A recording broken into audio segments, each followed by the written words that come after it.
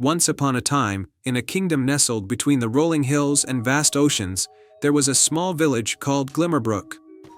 This village was renowned for its beautiful gardens, which were said to be blessed by the stars themselves. The most extraordinary of these gardens belonged to a kind-hearted girl named Lyra. Lyra had inherited the garden from her grandmother, who had taught her the secrets of nurturing the magical plants that grew there. Every night, the flowers in Lyra's garden would glow softly, as if kissed by starlight, and their sweet fragrance would fill the air.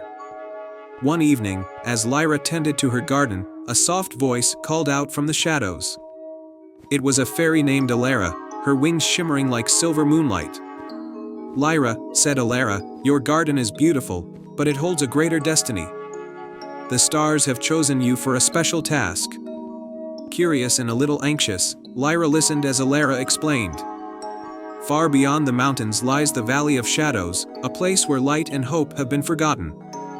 The heart of the garden, a magical flower that blooms once every century, can restore light to the valley. You must find this flower and bring it back before the next full moon." Determined to help, Lyra agreed. The next morning, she set out on her journey, accompanied by her loyal cat, Luna, who had a knack for sensing magic.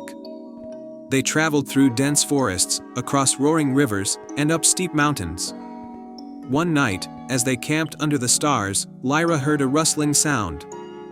Luna's eyes glowed in the dark, and they soon spotted a figure approaching. It was a wise old turtle named Tiberius, who had heard of their quest. "I can guide you through the Valley of Shadows," he offered. "But beware, the valley is guarded by a sorrowful spirit who will try to discourage you."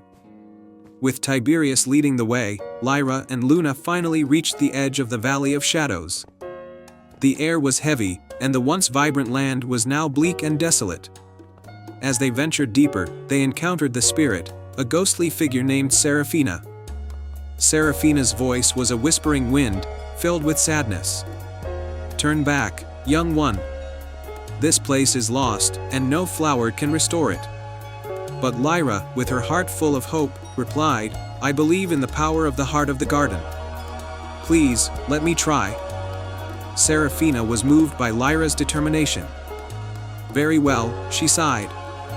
"If you can find the flower, perhaps there is hope after all." With renewed resolve, Lyra and her companions searched the valley. After what felt like days, they stumbled upon a hidden grove where the heart of the garden lay dormant, its petals closed tightly. Lyra gently touched the flower, and it began to bloom, radiating a light so pure that it chased away the shadows. The Valley of Shadows transformed before their eyes. Flowers began to bloom, the air grew lighter, and the sun pierced through the clouds. Seraphina's spirit smiled, finally at peace, and she vanished into the light. Lyra carefully carried the heart of the garden back to Glimmerbrook, where it took root in her garden. The magical flower's light spread throughout the village, bringing prosperity and happiness to all.